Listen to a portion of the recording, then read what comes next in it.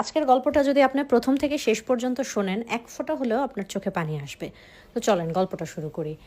একদিন আমার আম্মু আমার নানু বাড়ি গেছে। তো আমাদের বাসা থেকে আমার নানু বাড়ি হচ্ছে সামনে। তো আমি আর আমার ছোট ভাই হচ্ছে বাসায় যায়, কোনো একটা কাজে গেছে, মা আবার চলে আসবে।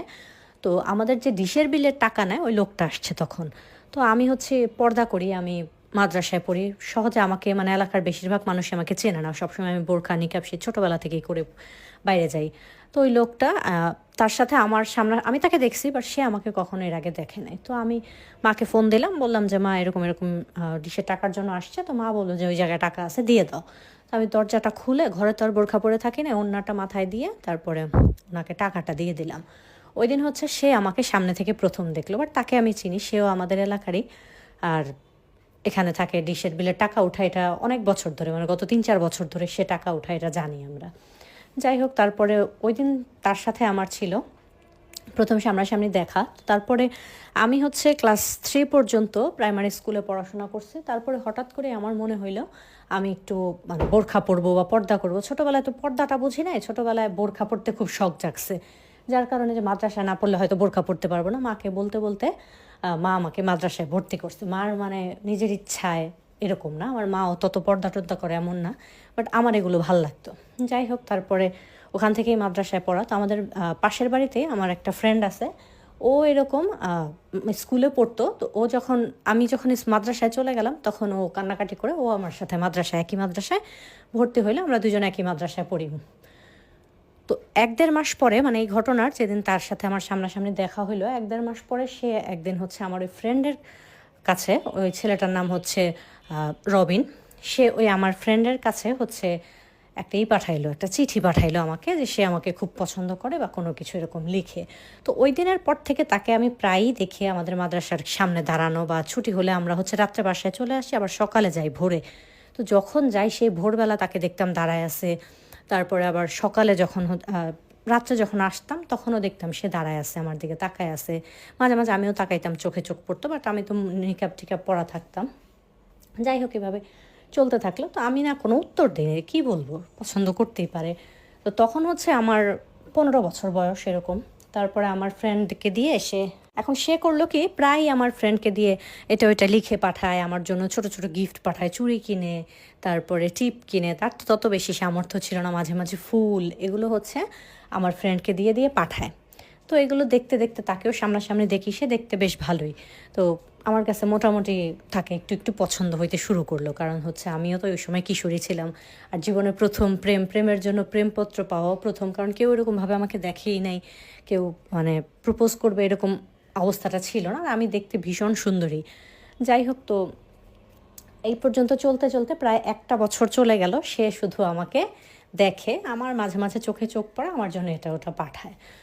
তো আমার ফ্রেন্ড হচ্ছে আমাকে প্রায় জিজ্ঞেস করতো যে তুই কি ওনাকে পছন্দ করিস বা কোনো কিছু। তো একদিন সে একদম পথ আটকে দাঁড়াইছে, আমরা আসতেছিলাম মাদ্রাসা থেকে, দাঁড়ায় তখন সে আমাকে সরাসরি জিজ্ঞেস করছে যে তুমি কি আমাকে পছন্দ করো না। তো আমি বললাম যে দেখেন, এসব প্রেম ভালোবাসা তো ভালো না, বা ইসলামের দৃষ্টিতেও খারাপ। আপনি যদি আমাকে বিয়ে করতে চান, বাড়িতে বিয়ের প্রস্তাব পাঠাবেন, সেটা আলাদা হিসাব। তো আমার ওই বাড়িতে বিয়ের প্রস্তাব পাঠাবেনটাকেই সে হচ্ছে সম্মতি ভেবে নিচ্ছে, যে হ্যাঁ আমি হচ্ছে পছন্দ করি। তখন সে বলল যে বাড়িতে বিয়ের প্রস্তাব পাঠাবো, আমারও তো একটু হচ্ছে আর একটু চাকরি বাকরি ভালো করতে হবে, এই টাকা বেতনে তো তোমাকে নিয়ে চলতে পারবো না, তুমি আর একটু বড় হও, ততদিন পর্যন্ত না হয় আমরা এমনিতেই থাকি, একটু একটু কথা বলি। আমি হ্যাঁ না কিছুই বলিনি, এভাবে চলে আসছি। তারপর থেকে আস্তে আস্তে কথা বলি না, বাট ওই যে আমার বান্ধবীর কাছে এটা ওটা লিখে পাঠায়, বা আমি আর আমার বান্ধবী একসাথে, আমাদের মাদ্রাসা আমার বাসা থেকে সামনেই, তো আমরা দুজন হেঁটে হেঁটে রাত্রে একা চলে আসি। সে পেছন পেছন আসে, আমাদের গার্ডের মতো প্রতিদিন আমাদের সাথে কথা বলে। তো এলাকার মানুষজন দেখে, এটা নিয়ে মানে কেউ এরকম কোনো কটূক্তি করার মতো না যে প্রতিদিনই কথা বলতেছে, হাসাহাসি করতেছে, এরকম না। একটু একটু কথা বলে আর জাস্ট চোখে চোখে দেখা। তারপরে সে আমাকে, আমাদের বাসায় যখন ডিশের বিল আনতে যাইতো, এর 2 দিন আগে আমার ফ্রেন্ডের কাছে সময় লিখে আর কবে যাবে সেটা লিখে পাঠাইতো, বা রাস্তায় আমাকে বলে দিত যে আমি হচ্ছে কালকে এতটা বাজে আসবো বিল নিতে, তুমি দরজাটা খুলে আমি তোমাকে একটু দেখবো। তো যাই হোক, কিশোরী মনে তখন প্রথম প্রথম পছন্দ বা ভালোবাসার ব্যাপারটা, আমি তো তাকে নিয়ে স্বপ্ন দেখা শুরু করছি, যার সাথে আমার বিয়ে হবে। তার ফ্যামিলির কম বেশি আমি চিনতাম, আমার বান্ধবী তার সম্বন্ধে অনেক কিছু জানে, আমার বান্ধবী আমার সাথে পড়াশোনা করে। আমি তো একদম খাস পর্দা করতাম, বাট ও ততটা পর্দা করতো না। ও মাদ্রাসায় যাওয়া পর্যন্ত বাইরে আবার সব কিছু মানে ঘুরতে যাওয়া বা বোরখা ছাড়া এগুলি করতো। তো ও আবার ওদেরকে খুব ভালো করে চিনে, ওদের ফ্যামিলিকে। আমার সামনে এগুলো বলতো, ওর বোন এটা, ওর ভাই এটা। তো এগুলো শুনতে শুনতে একটা সময় আমি মানে ওইটা আমার শ্বশুর বাড়ি এরকম একটা চিন্তা ভাবনা করে ফেলছি। আর ওই যে বিল নিতে আসতো মাসে একবার, তখন হচ্ছে আমি দরজার সামনে একটু দাঁড়াইতাম। আমি দরজাটা বেশিরভাগ সময় খুলতাম, মাঝে মাঝে মা খুললেও আমি এমন জায়গায় দাঁড়াইতাম সে যাতে আমাকে এক নজর দেখতে পারে। এটা ছিল আমাদের প্রেম। ফোনে আমরা কোনো দিনও কথা বলি নাই। তো এভাবে হচ্ছে বেশ কিছুটা সময় চলে গেল, প্রায় 3 বছর যখন আমাদের সম্পর্কের বয়স। তখন মারা তো খুব, এমনিতে আমার মা ভীষণ চালাক একজন মহিলা, সে দুর্দান্ত চালাক, মানে সে তার চোখ এড়িয়ে কোনো কিছু করা এত সহজ না।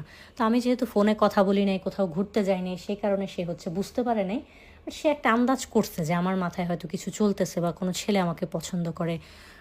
মা বলে যে যখন কেউ ভালোবাসে তখন নাকি গ্লো করে চেহারা, এরকম। যাই হোক, তো একদিন আমার মা হচ্ছে, ও আসছে ডিশের টাকা নেওয়ার জন্য। তো মা দরজা খুলছে পরে না, আমি না পেছনে এসে মার কতখানি দূরে দাঁড়ায় আছি। তো আমার মা ওর দিকে তাকাইছে, আমার দিকে যে মা তাকাইছে সেটা আমি খেয়াল করি না, কারণ আমি তো মাথা নিচু করেছিলাম। তো আমি হাসতেছিলাম। এখানে আমার মা ধরে ফেলছে যে এই ছেলের সাথে আমার কিছু আছে। তো উনি চলে গেছে। চলে যাওয়ার পরে মা আমাকে একদম খুব করে বকা টকা দিয়ে জিজ্ঞেস করছে। তো আমার হচ্ছে, আমি মিথ্যে কথা বলবো না, যেহেতু সে বিয়ের কথা বলছে, আমি মাকে বলে দিছি যে মা এমন এমন উনি আমাকে বলছে, আমি বলছি আপনি বাসায় বিয়ের প্রস্তাব পাঠাইলে আমি হচ্ছে আপনাকে বিয়ে করবো, এছাড়া আর কিছুই না। তো মা খুব রাগ হয়ে জিজ্ঞেস করলো। তো মার ফোন, যেহেতু আমার কোনো ফোন নেই, মার ফোনে ইউটিউব দেখি। আমাদের ঘরে 2টা ফোনে, আমি আমার ভাই একটা দেখি, মা একটা দেখে। তো পার্মানেন্ট আমাকে দেওয়া ফোনটা, আর সারাদিন তো আমি মাদ্রাসায় থাকি, ওই কারণে হচ্ছে মা বুঝতে পারে যে আমি আসলে কথা টথা বলি না। আর মাকে আমি এগুলো বলি। আর আমি মিথ্যা কথা সবসময় খুব কম বলি। আমার এমন হয় যে আমি মায়ের খাই, তারপরে সত্যটা বলে দিই ছোটোবেলা থেকে। যার কারণে মা আমার কথাটা বিশ্বাস করে। বিশ্বাস করার পরে আমার মা এই কথাটা কাউকে বলে না, শুধু আমি আর মা জানি। তারপরে আমার মা করে কি, পরের মাসে যখন হচ্ছে রবিন বিল নেওয়ার জন্য আসে, রবিনকে হচ্ছে ডেকে বলে যে ভেতরে আসতে। তো আসে, ও ভেতরে বসায়, ওকে চা করে খাওয়ায়, তারপর ওকে জিজ্ঞেস করে যে তুমি কি আমার মেয়েকে পছন্দ করো। তো রবিনরা হচ্ছে আমাদের এলাকারই, আমাদের বাড়ি হচ্ছে নরসিংদীতে, একই এলাকার, এখানকার স্থানীয়ই। ওরা হচ্ছে 3 ভাই। ওর এক ভাই দেশের বাহিরে থাকে, আর একটা ভাই ছোট পড়াশোনা করতেছে। আর ও এই চাকরিটা করে, পড়াশোনা করতো বাট এখন আর পড়াশোনা করে না। 2 বোন, বড় বোন বিয়ে হয়ে গেছে, ছোট বোন বাড়িতে। ওরা 3 বোন 2 ভাই, 2 বোন 3 ভাই। তো ওদের ফ্যামিলি বা বাড়িঘর সব কিছুই ঠিকঠাক আছে, শুধু ওর ইটা নাই, মানে ওর ভালো কোনো চাকরি নেই, বা বিদেশ যাওয়ার কথা হচ্ছে না, এরকম করে ও বিদেশ চলে যাবে। আর এখন তো আমার সাথে একটা রিলেশনে চলে আসছে, এখন আমাকে না দেখেও থাকতে পারে না, এগুলো বলে। যাই হোক, তো আমার মা তাকে ক্লিয়ার করে বলে যে তোমাদের ফ্যামিলি সম্বন্ধে আমার কোনো সমস্যা নাই, তুমি যদি আমার মেয়েকে বিয়ে করতে চাও ঠিক আছে সব কিছু, কিন্তু তোমার আমার মেয়েকে বিয়ে করার আগে তোমাকে অন্ততপক্ষে হয়তো ভালো কোনো চাকরি নিতে হবে, অন্ততপক্ষে তোমার 25-30 হাজার টাকা বেতন হইতে হবে। আর না হলে তুমি হচ্ছে দেশের বাইরে চলে যাবা।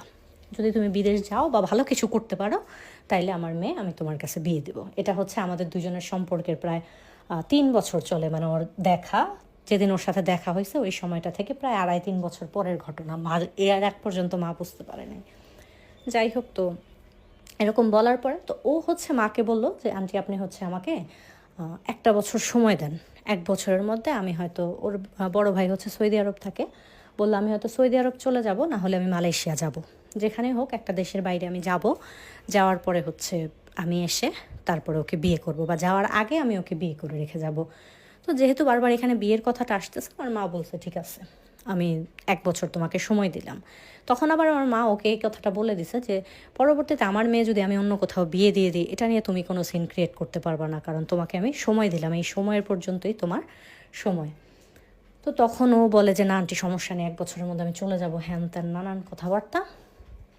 তখন এখন তো আমি মানে পার্মানেন্টলি ভেবে নিছি ওর সাথে আমার বিয়ে হবে। এখন ডিশ বিলের টাকা নিতে আসলে মাঝে মাঝে ও ঘরে বসে, ও মায়ের সাথে এটা ওটা কথা বলে, আমি দূর থেকে দেখি, বা খুব সুন্দর চলতেছে। বাবা যেহেতু দেশের বাইরে থাকতেন, ওরকমভাবে আর কি বিষয়গুলো মা বাবাকে জানায় নাই, বলছে ও কিছু করলে তখন জানাবো। তো মা আবার আমাকে বুঝাইতো যে তুমি এসব চিন্তা করো না যে আমি কথা বলছি দেখি তোমাকে বিয়ে দিয়ে দেবো, আগে ও আমাকে কিছু করে দেখাবে তারপরে হচ্ছে বিয়ের সাথে, আর না হইলে নাই বাদ। তা আমি ভাবতাম 1 বছর সময়, প্রায় 12 মাস, এর মাঝে তো ঠিক হয়েই যাবে, যেহেতু ওদের পরিবারে এত মানে অভাব অনটন নাই, ওদের বাড়িতে 6টা রুমও ভাড়া দেওয়া, তাহলে তো ও হচ্ছে বিদেশ যাওয়ার একটা ব্যবস্থা করেই ফেলবে, এরকম আমার একটা কনফিডেন্স ছিল ওর প্রতি। যাই হোক, তো এইভাবে চলতে চলতে সময় কথাবার্তা বলছি, তখন আরও কথাবার্তা বলা হচ্ছে, সে আমার জন্য আরও আরও গিফট দিয়ে যাচ্ছে, ঈদের কাপড় থেকে ধরে এভরিথিং দিচ্ছে। এরপরে কোন দিক দিয়ে যে 1 বছর চলে গেল বলতেও পারি না। 1 বছর 3 মাস হয়ে গেছে মা যে কথা দিছে। তো আমার মা আমাকে একবার বলে নাই যে 1 বছর 3 মাস হয়ে গেল ও কেন দেশের বাইরে গেল না। তো এখন ও ডিশের চাকরিটাই করতেছে, আমাদের বাসায় বিল নিতে আসে। তো মা জানে যে ও হচ্ছে ডিশের বিলটা নিচ্ছে, ও অন্য কিছু করে নাই। তো 1 বছর 3 মাস পরে আমার বাবা আসলো। এর মাঝেও বাবা একবার এসে গেছে ওর সাথে, যখন আমি কথা বলি তখন। তো 1 বছর 3 মাস পরে আমার বাবা আসলো। তো আমার বড় বোনের সাথে হচ্ছে আমার সম্পর্কটা এরকম, আমি আমার বোন একদমই মানে ও আমার হচ্ছে 4 বছরের বড়, কিন্তু একসাথে ওই যে বড় হওয়া হয়েছে, খুব মারামারি ঝগড়াঝাটির একটা সম্পর্ক, ওর সাথে আমি কথা বলি না, তত একটা মিল নাই। মানে দুই বোনের যে একটা গভীর ভালোবাসা থাকবে এরকম নাই। বড় আপু আমাকে ভালোবাসে, আমি একটু ঘাটতারা। যাই হোক, আমার বড় আপুর বিয়ে হয়ে গেছে, আর ছোট ভাইটা আছে, ও হচ্ছে পড়াশোনা করতেছে। তারপরে বাবা আসার পরে হঠাৎ করেই আমাকে হচ্ছে নানু বাড়িতে আমরা বেড়াতে গেলাম বাবা আসার পরে। তো আমি তো বোরখা ছাড়া হচ্ছে কখনো কোথাও যাই না, গেলাম বোরখা পরেই। যাওয়ার পরে মা হচ্ছে একটা ভালো 3 পিসে পরে গেছি, বাবা আসছে এতদিন পরে, সেজে গুজে বোরখার ভিতরে আর কি মেকআপ টেকআপ করছি, সাজছি। তখন হচ্ছে মা ওই বাড়িতে যাওয়ার পরে আমার এক মামাতো ভাইকে বলতেছে আমার ভালো করে ছবি তুলে দেওয়ার জন্য, ওর আবার ক্যামেরা আছে। তো ও আমাকে মানে বোরখা ছাড়া এইভাবে গাছের নিচে সুন্দর করে ছবি তুলে দিতেছিল। তো আমি বললাম যে কেন হচ্ছে ছবি তুলতেছো, আর আমি ছবি তুলে কি করব। তখন মা আমাকে ধমক দিয়ে বললো তোল, সবাই তুলতেছে ক্যামেরায় ছবি।